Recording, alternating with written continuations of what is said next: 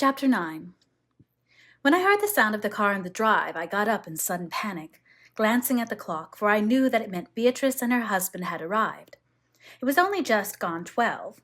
They were much earlier than I expected, and Maxim was not yet back. I wondered if it would be possible to hide, to get out of the window, into the garden, so that Frith, bringing them to the morning room, would say, "Madame must have gone out," and it would seem quite natural they would take it as a matter of course. The dogs looked up inquiringly as I ran to the window, and Jasper followed me, wagging his tail. The window opened out on the terrace and the little grass clearing beyond.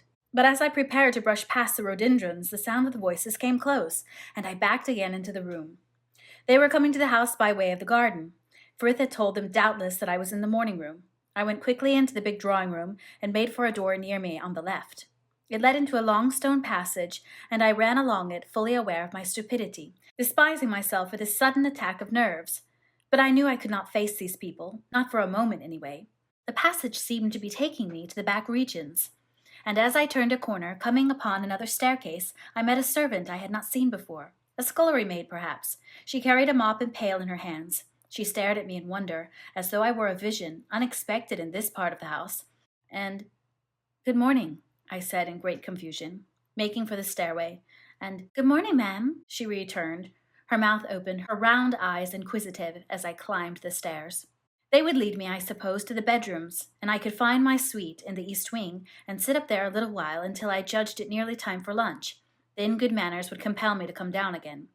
I must have lost my bearings, for passing through a door at the head of the stairs, I came to a long corridor that I had not seen before, similar in some ways to the one in the east wing, but broader and darker, dark owing to the paneling of the walls. I hesitated, then turned left, coming up a broad landing and another staircase. It was very quiet and dark. No one was about. If there had been housemaids here during the morning, they had finished their work by now and gone downstairs. There was no trace of their presence, no lingering dust smell of carpets lately swept.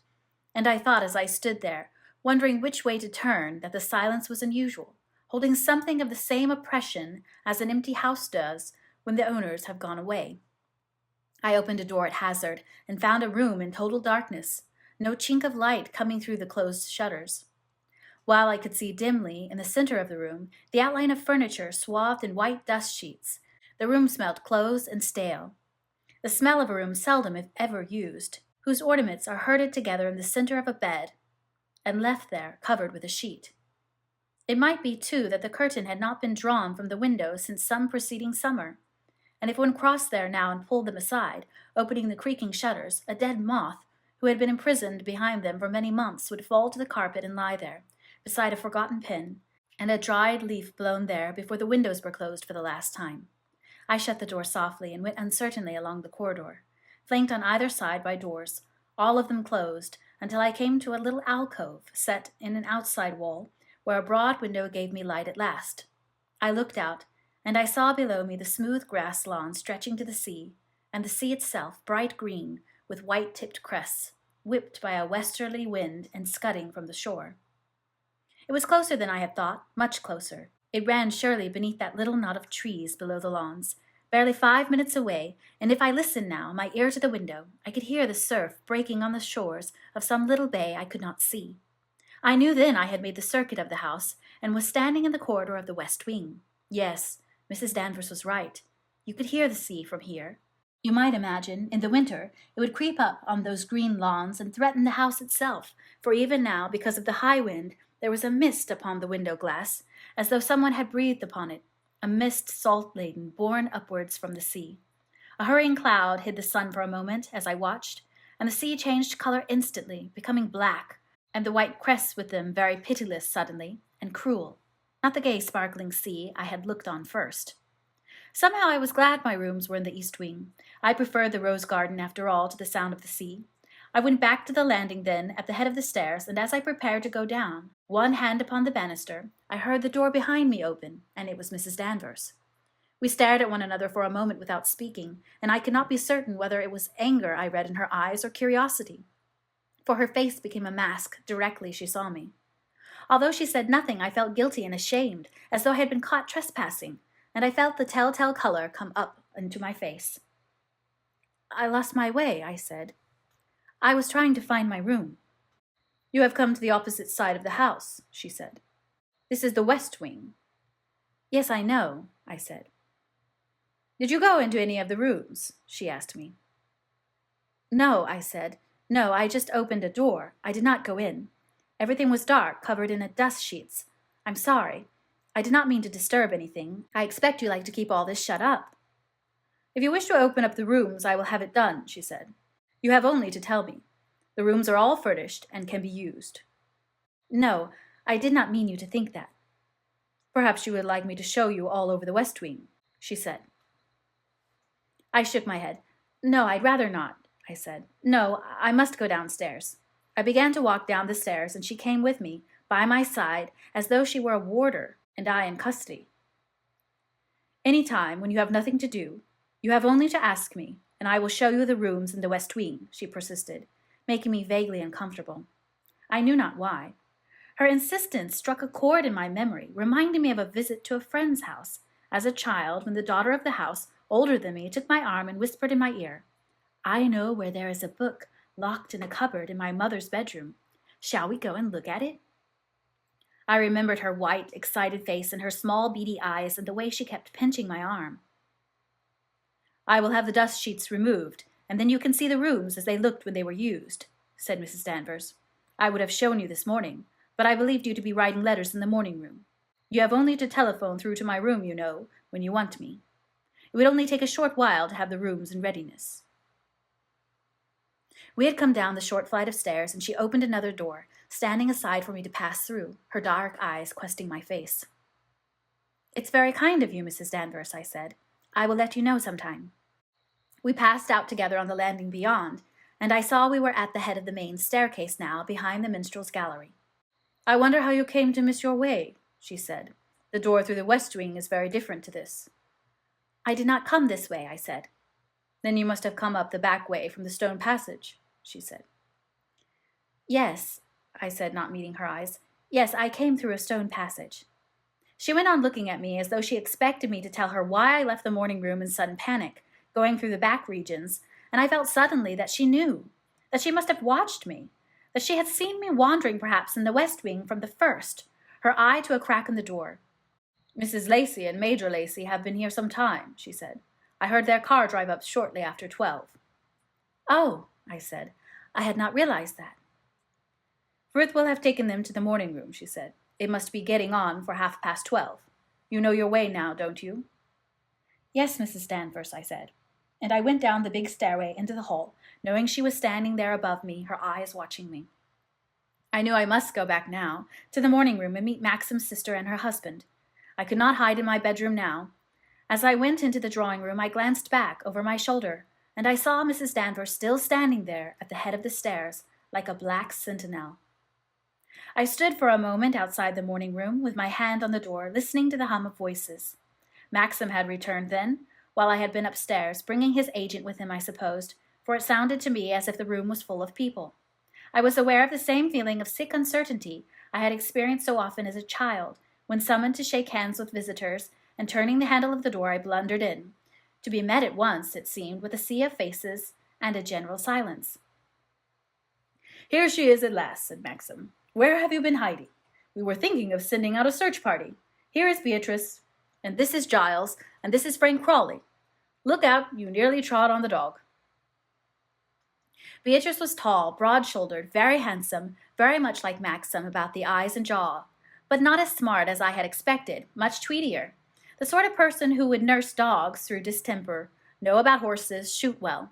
She did not kiss me. She shook hands very firmly, looking me straight in the eyes, and then turned to Maxim. Quite different from what I expected. Doesn't answer to your description at all. Everyone laughed, and I joined in, not quite certain if the laugh was against me or not, wondering secretly what it was she had expected and what had been Maxim's description. And this is Giles, said Maxim, prodding my arm, and Giles stretched out an enormous paw and wrung my hand, squeezing the fingers limp, genial eyes smiling from behind horn-rimmed glasses. Frank Crawley, said Maxim, and I turned to the agent, a colorless, rather thin man with a prominent Adam's apple, in whose eyes I read relief as he looked upon me. I wondered why, but I had no time to think of that, because Frith had come in and was offering me sherry, and Beatrice was talking to me again. Maxim tells me you only got back last night. I had not realized that. Or, of course, we would never have thrust ourselves upon you so soon. Well, what do you think of Manderley? I've scarcely seen anything of it yet, I answered. It's beautiful, of course.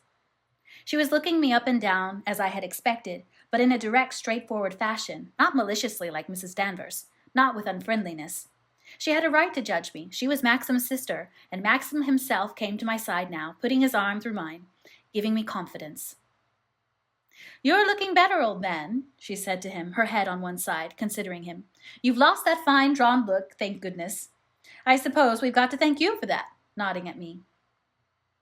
I'm always very fit, said Maxim shortly. Never had anything wrong with me in my life. You imagine everyone ill who doesn't look as fat as Giles. Bosh, said Beatrice. You know perfectly well you were a perfect wreck 6 months ago. Gave me the fright of my life when I came and saw you. I thought you were in for a breakdown. Giles, bear me out. Didn't Maxim look perfectly ghastly last time we came over? And didn't I say he was heading for a breakdown? Well, I must say, old chap, you're looking a different person, said Giles. Very good thing you went away.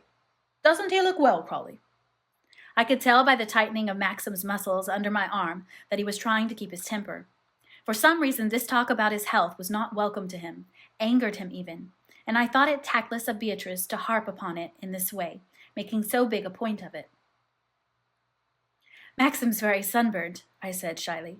It hides a multitude of sins. You should have seen him in Venice having breakfast on the balcony, trying to get brown on purpose. He thinks it makes him better looking. Everyone laughed, and Mr. Crawley said, It must have been wonderful in Venice, Mrs. De Winter, this time of year. Yes, I said. We had really wonderful weather. Only one bad day, wasn't it, Maxim? The conversation drawing away happily from his health, and so to Italy, safest of subjects, and the blessed topic of fine weather. Conversation was easy now, no longer an effort. Maxim and Giles and Beatrice were discussing the running of Maxim's car, and Mr. Crawley was asking if it were true that there were no more gondolas in the canals now, only motorboats. I don't think he would have cared at all had there been steamers at anchor in the Grand Canal. He was saying this to help me. It was his contribution to the little effort of steering the talk away from Maxim's health, and I was grateful to him, feeling him an ally for all his dull appearance. Jasper wants exercise, said Beatrice, stirring the dog with her foot. He's getting much too fat, and he's barely 2 years old. What do you feed him on, Maxim? My dear Beatrice, he has exactly the same routine as your dog, said Maxim. Don't show off and make out you know more about animals than I do. Dear old boy, how can you pretend to know what Jasper has been fed on when you've been away for a couple of months? Don't tell me Frith walks to the lodge gates with him twice a day. This dog hasn't had a run for weeks. I can tell by the condition of his coat. I'd rather he looked colossal than half-starved like that half-wit dog of yours, said Maxim. Not a very intelligent remark when Lion won 2 firsts at Crufts last February, said Beatrice. The atmosphere was becoming rather strained again.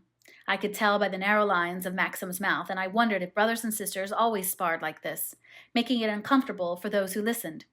I wished that Frith would come in and announce lunch. Or would we be summoned by a booming gong? I did not know what happened at Manderley.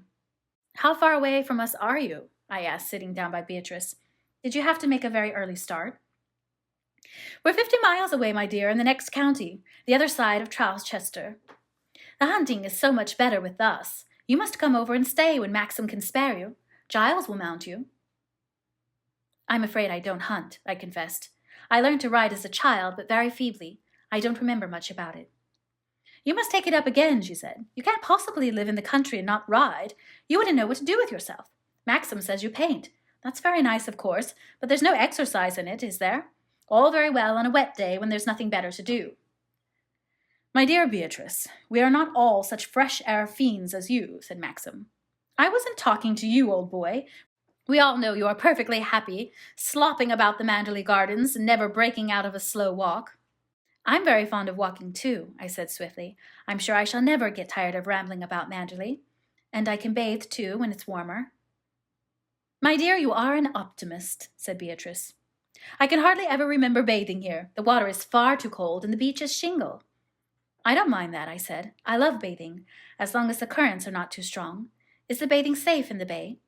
Nobody answered, and I realized suddenly what I had said. My heart thumped, and I felt my cheeks go flaming red. I bit down to stroke Jasper's hair in an agony of confusion. Jasper could do with a swim and get some of that fat off, said Beatrice, breaking the pause. But he'd find it a bit too much for him in the bay, wouldn't you, Jasper? Good old Jasper. Nice old man. We patted the dog together, not looking at one another. I say, I'm getting infernally hungry. What on earth is happening to lunch? Said Maxim. It's only just 1 now, said Mr. Crawley, according to the clock on the mantelpiece. That clock was always fast, said Beatrice. It's kept perfect time now for months, said Maxim.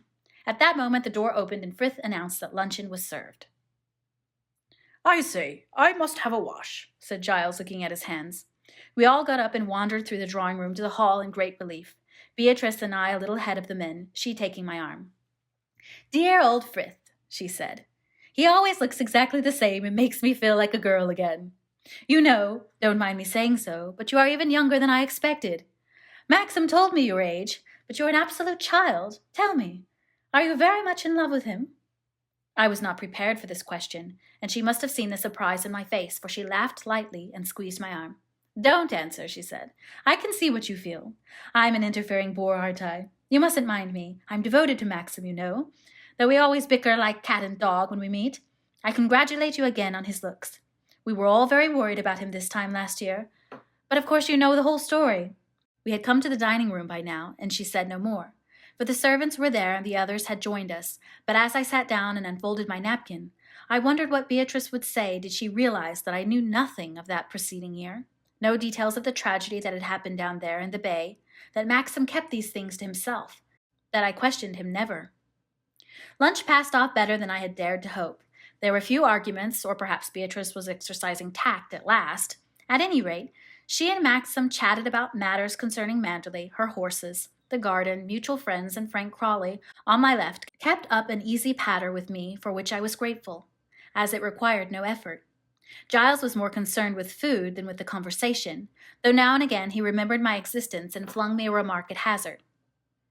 Same cook, I suppose, Maxim, he said when Robert had offered him the cold souffle for the second time. I always tell Bee Manderley's the only place left in England where one can get decent cooking. I remember this souffle of old.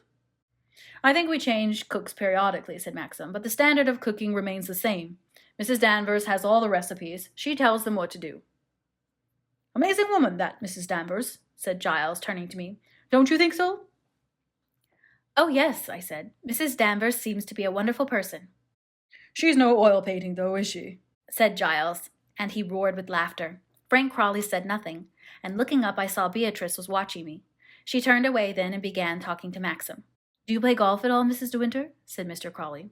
No, I'm afraid I don't, I answered, glad the subject had been changed again, that Mrs. Danvers was forgotten, and even though I was no player, knew nothing of the game, I was prepared to listen to him as long as he pleased. There was something solid and safe and dull about golf. It could not bring us into any difficulties. We had cheese and coffee, and I wondered whether I was supposed to make a move. I kept looking at Maxim, but he gave no sign, and then Giles embarked upon a story, rather difficult to follow, about digging a car out of a snowdrift. What had started the train of thought I could not tell, and I listened to him politely, nodding my head now and again and smiling, aware of Maxim becoming restive at his end of the table. At last he paused, and when I caught Maxim's eye, he frowned very slightly and jerked his head towards the door. I got up at once, shaking the table clumsily as I moved my chair, and upsetting Giles's glass of port. Oh dear, I said, hovering, wondering what to do, reaching ineffectively for my napkin. All right, Frith will deal with it, said Maxim. Don't add to the confusion, Beatrice. Take her out in the garden. She's scarcely seen the place yet. He looked tired, rather jaded. I began to wish none of them had come. They had spoilt our day anyway. It was too much of an effort, just as we returned. I felt tired too, tired and depressed. Maxim had seemed almost irritable when he suggested we should go into the garden. What a fool I had been, upsetting that glass of port. We went out on the terrace and walked down onto the smooth green lawns. I think it's a pity you came back to Manderley so soon, said Beatrice. It would have been far better to potter about in Italy for 3 or 4 months, and then come back in the middle of the summer. Done Maxim a good power of good, too. Besides, being easier from your point of view. I can't help feeling it's going to be rather a strain here for you at first. I don't think so, I said. I know I shall come to love Manderley. She did not answer, and we strolled backwards and forwards on the lawns. "Tell me a bit about yourself," she said at last. "What was it you were doing in the south of France?" "Living with some appalling American woman," Maxim said. I explained about Mrs. Van Hopper and what had led to it, and she seemed sympathetic but a little vague, as though she was thinking of something else. "Yes," she said, when I paused. "It all happened very suddenly, as you say, but of course we were all delighted, my dear, and I do hope you will be happy." "Thank you, Beatrice," I said. "Thank you very much." I wondered why she said she hoped we would be happy, instead of saying she knew we would be so.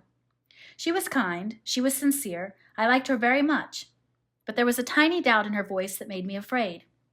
"When Maxim Roden told me," she went on, taking my arm, "and said he had discovered you in the south of France, and you were very young, very pretty, I must admit it gave me a bit of a shock.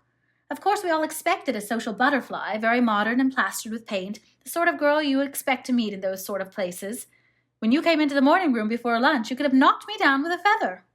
She laughed, and I laughed with her, but she did not say whether or not she was disappointed in my appearance or relieved.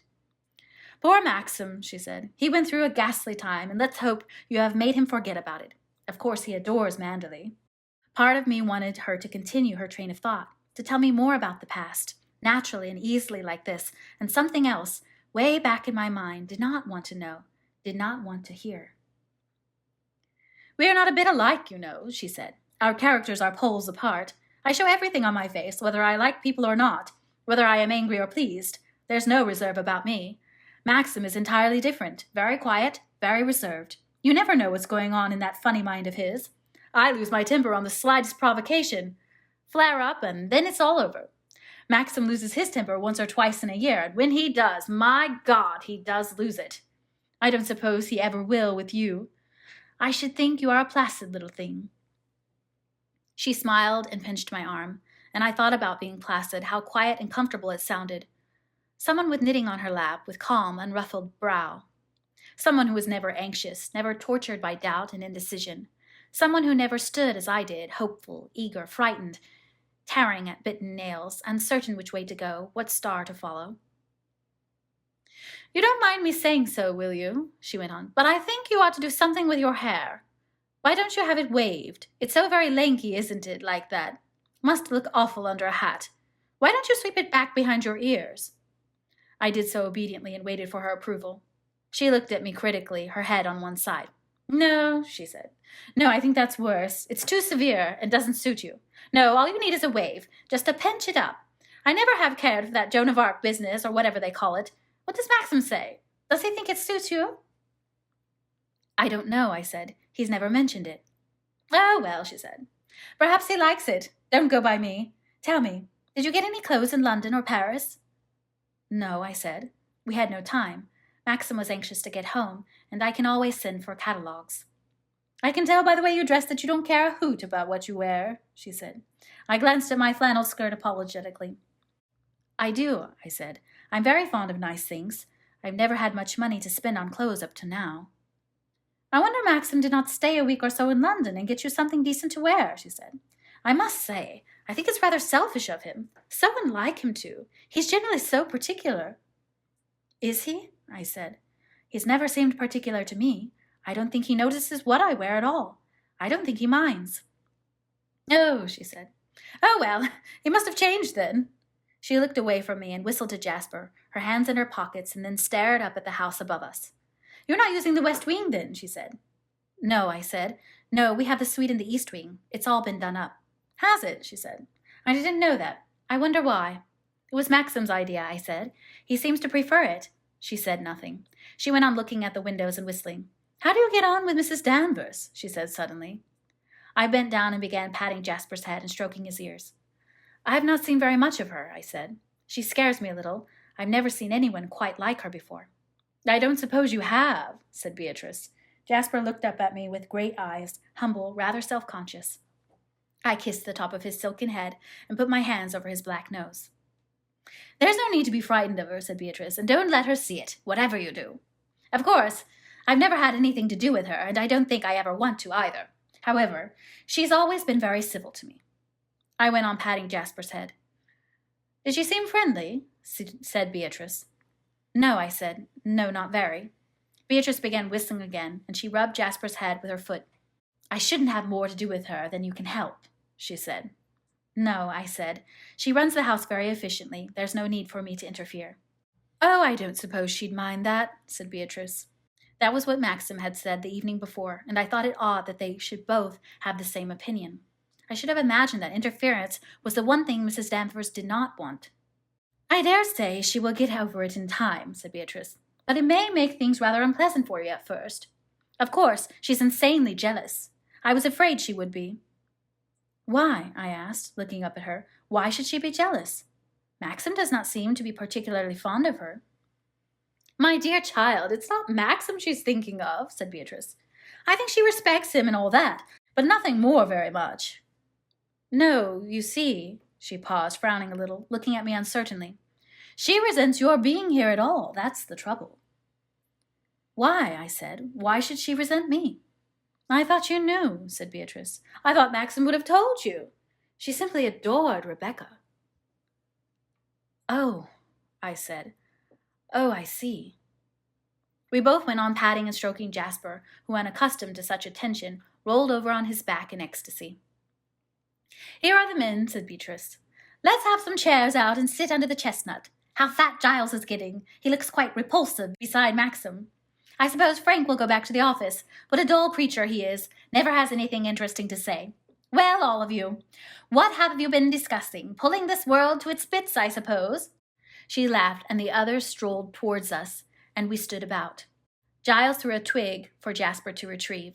We all looked at Jasper. Mr. Crawley looked at his watch. I must be off, he said, and thank you very much for lunch, Mrs. De Winter. You must come often, I said, shaking hands. I wondered if the others would go too. I was not sure whether they had just come over for lunch or to spend the day. I hoped they would go. I wanted to be alone with Maxim again, and that it would be like we were in Italy. We all went and sat down under the chestnut tree. Robert brought our chairs and rugs. Giles lay down on his back and tipped his hat over his eyes. After a while he began to snore, his mouth open. Shut up, Giles, said Beatrix. I'm not asleep, he muttered, opening his eyes and shutting them again. I thought him unattractive. I wondered why Beatrice had married him. She could never have been in love with him. Perhaps that was what she was thinking about me. I caught her eye upon me now and again, puzzled, reflective, as though she was saying to herself, what on earth does Maxim see in her? But kind at the same time, not unfriendly. They were talking about their grandmother. We must go over and see the old lady, Maxim was saying. And, she's getting gaga, said Beatrice. Drops food all down her chin, poor darling. I listened to them both, leaning against Maxim's arm, rubbing my chin on his sleeve. He stroked my hand absently, not thinking, talking to Beatrice. That's what I do to Jasper, I thought. I'm being like Jasper now, leaning against him. He pats me now and again when he remembers, and I'm pleased. I get closer to him for a moment. He likes me in the way I like Jasper. The wind had dropped. The afternoon was drowsy, peaceful. The grass had been new mown. It smelt sweet and rich like summer. A bee droned above Giles' head, and he flicked at it with his hat. Jasper sloped in to join us, too warm in the sun, his tongue lolling from his mouth. He flopped beside me and began licking his side, his large eyes apologetic. The sun shone on the mullioned windows of the house, and I could see the green lawns and the terrace reflected in them. Smoke curled thinly from one of the near chimneys, and I wondered if the library fire had been lit, according to routine. A thrush flew across the lawn to the magnolia tree outside the dining room window. I could smell the faint, soft magnolia scent as I sat there on the lawn. Everything was quiet and still. Very distant now came the washing of the sea in the bay below. The tide must have gone out. The bee droned over us again, pausing to taste the chestnut blossom above our heads. This is what I always imagined, I thought. This is how I hoped it would be, living at Manderley. I wanted to go on sitting there, not talking, not listening to the others, keeping the moment precious for all time, because we were peaceful, all of us. We were content and drowsy, even as the bee who droned above our heads. In a little while it would be different. There would come tomorrow and the next day and another year, and we would be changed perhaps, never sitting quite like this again. Some of us would go away or suffer or die. The future stretched away in front of us, unknown, unseen, not perhaps what we wanted, not what we planned. This moment was safe, though. This could not be touched. Here we sat together, Maxim and I, hand in hand, and the past and the future mattered not at all. This was secure, this funny fragment of time he would never remember, never think about again. He would not hold it sacred. He was talking about cutting away some of the undergrowth in the drive, and Beatrice agreed, interrupting with some suggestion of her own and throwing a piece of grass at Giles at the same time. For them it was just after lunch, 3:15 on a haphazard afternoon, like any hour, like any day. They did not want to hold it close, imprisoned and secure as I did. They were not afraid. "Well, I suppose we ought to be off," said Beatrice, brushing the grass from her skirt. "I don't want to be late. We've got the Cartwrights dining." "How is old Vera?" said Maxim. "Oh, same as ever, always talking about her health. He's getting very old. They're sure to ask about you both." "Give them my love," said Maxim. Giles shook the dust off his hat. Maxim yawned and stretched. The sun went in. I looked up at the sky. It had changed already, a mackerel sky, little clouds scurrying in formation, line upon line. "Wind's backing," said Maxim. "I hope we won't run into rain," said Giles. "I'm afraid we've had the best of the day," said Beatrice. We wandered slowly through the drive and the waiting car. "You haven't seen what's been done to the east wing," said Maxim. "Come upstairs," I suggested. "It won't take a minute." We went into the hall and up the big staircase, the men following behind. It seemed strange that Beatrice had lived here for so many years. She had run down these same stairs as a little girl with her nurse. She had been born here, bred here. She knew it well. She knew it all. She belonged here more than I should ever do. She must have many memories locked inside her heart. I wondered if she ever thought about the days that were gone, ever remembered the lanky pig-tailed child that she had once been, so different from the woman she had become, 45 now, vigorous and settled in her ways, another person. We came to the rooms, and Giles, stooping under the low doorway, said, "How very jolly. This is a great improvement, isn't it, Bee?" And, "I say, old boy, you have spread yourself," said Beatrice. "New curtains, new beds, new everything. You remember, Giles, we had this room that time you were laid up with your leg? It was very dingy then. Of course, Mother never had much idea of comfort. And then you never put people here, did you, Maxim? Except when there was an overflow. The bachelors were always dumped here. Well, it's charming, I must say. Looks over the rose garden, too, which was always an advantage. May I powder my nose?" The men went downstairs, and Beatrice peered in the mirror. "Did old Danvers do all this for you?" she said. "Yes," I said. "I think she's done it very well." "So she should, with her training," said Beatrice. "I wonder what on earth it cost. A pretty packet, I bet. Did you ask?" "No, I'm afraid I did not," I said. "I don't suppose it worried Mrs. Danvers," said Beatrice. "Do you mind if I use your comb? These are nice brushes. Wedding present?" Maxim gave them to me. I like them." "We must give you something, of course. What do you want?" "Oh, I don't really know. You mustn't bother," I said. "My dear, don't be absurd. I'm not one to grudge you a present, even though we weren't asked to your wedding." "I hope you do not mind about that. Maxim wanted it to be abroad." "Of course not. Very sensible of you both. After all, it wasn't as though—" She stopped in the middle of her sentence and dropped her bag. "Damn, have I broken the catch?" "No, all is well. What was I saying? I can't remember. Oh, yes, wedding presents. We must think of something. You probably don't care for jewelry." I did not answer. "It's so different from the ordinary young couple," she said. "The daughter of a friend of mine got married the other day, and of course they were started off in the usual way with linen and coffee sets and dining room chairs and all that. I gave rather a nice standard lamp, cost me a fiver at Harrods. If you do go up to London to buy clothes, mind you go to my woman, Madame Carew. She has damn good taste, and she doesn't rook you." She got up from the dressing table and pulled at her skirt. "Do you suppose you will have a lot of people down?" she said. "I don't know. Maxim hasn't said." "Funny old boy. One never quite knows with him. At one time one could not get a bed in the house. The place would be chock-a-block." "I can't somehow see you." She stopped abruptly and patted my arm. "Oh, well," she said. "We'll see. It's a pity you don't ride or shoot. You miss such a lot. You don't sail by any chance, do you?" "No," I said. "Thank God for that," she said. She went to the door, and I followed her down the corridor. "Come and see us if you feel like it," she said. "I always expect people to ask themselves. Life is too short to send out invitations." "Thank you very much," I said. We came to the head of the stairs, looking down upon the hall. The men were standing on the steps outside. "Come on, Bee," shouted Giles. "I felt a spot of rain, so we've put on the cover. Maxim says the glass is falling." Beatrice took my hand, and bending down, gave me a swift peck on my cheek. "Goodbye," she said. "Forgive me if I've asked you a lot of rude questions, my dear, and said all sorts of things I shouldn't. Tact never was my strong point, as Maxim will tell you. And as I told you before, you're not a bit what I expected." She looked at me direct. Her lips pursed in a whistle. and then took a cigarette from her bag and flashed her lighter.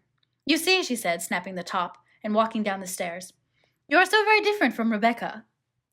And we came out on the steps and found the sun had gone behind a bank of cloud. A little thin rain was falling, and Robert was hurrying across the lawn to bring in the chairs.